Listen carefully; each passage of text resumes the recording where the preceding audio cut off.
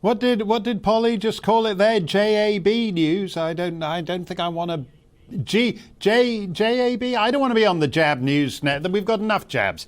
Don't worry, we're going to get to the soap operatics of the Conservative Party eventually. But as you might have gathered from yesterday's show, a prolonged contemplation of whether Jeremy Hunt or Liz Truss is the saviour the nation's crying out for makes me want to grab a pencil and stab my eyeballs out. Don't try that at home, boys and girls. Not because I care about your eyeballs one way or the other, but because there's a 3-year waiting list for eyeball implants on the NHS. I think it's a supply chain thing. They're all made around the back of the Wuhan Institute of Virology. Whether or not COVID is still a thing now that Omicron has proved a bust, COVID regimes are still a thing. Today, the government of Austria just voted, has approved passed its mandatory vaccination law by 137 votes to 33.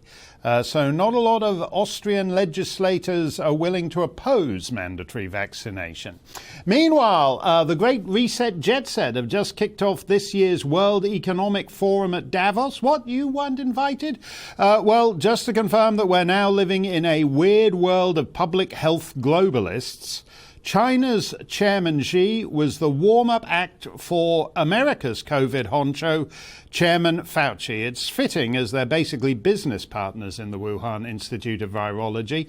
As Douglas Murray said on this show a couple of weeks back, the world gets a China virus, the world gets a little more like China. Indeed, the principal lasting effect of COVID-19 appears to be that formerly free peoples get a little more gung-ho for authoritarianism and the firm smack of all-powerful government. Every weekend on the continent, there are huge demonstrations against vaccine passports, lockdowns, COVID coercion in France, Austria, the Netherlands. And every weekend, these protests go all but unreported in the Western media, even though they're often bigger than BLM or Extinction Rebellion or whatever's your bag.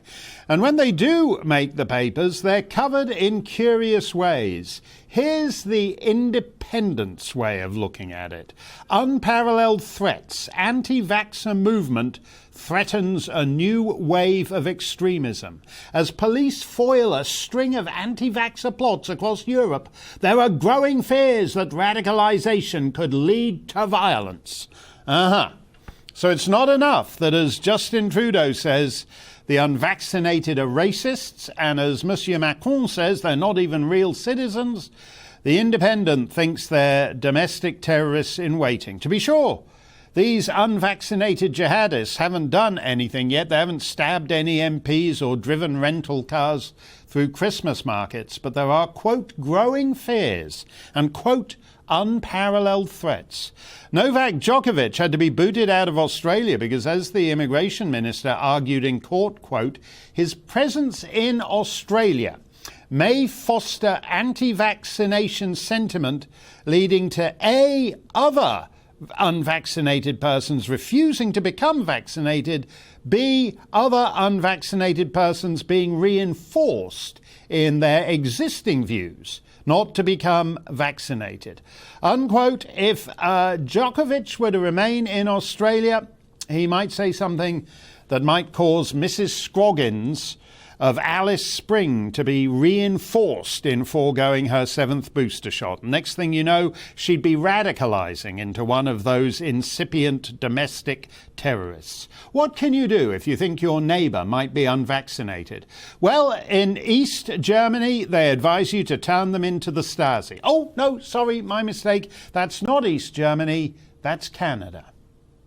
Puis qu'est-ce qu'on devrait faire avec les gens qui veulent pas se faire vacciner? On devrait appeler la police. Oui.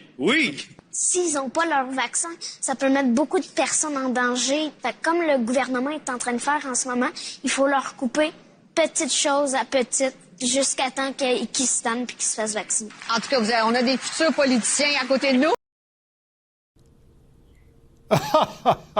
That's awful cute, isn't it? That's Julie Snyder, who's a big deal in Quebec. She's best pals with Celine Dion, who sang the theme from Titanic, "My heart will go on no matter how many booster shots I get."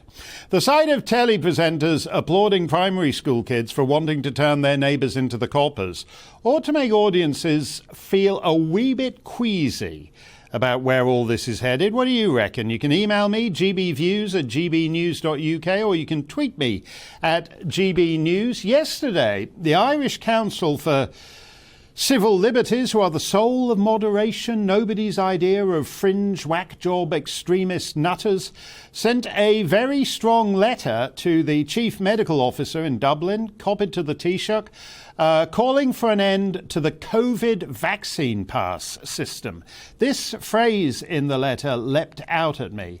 Additionally, whenever a state considers deploying a surveillance tool, such as a vaccine pass, a surveillance tool such as a vaccine pass, bingo, that's what it is.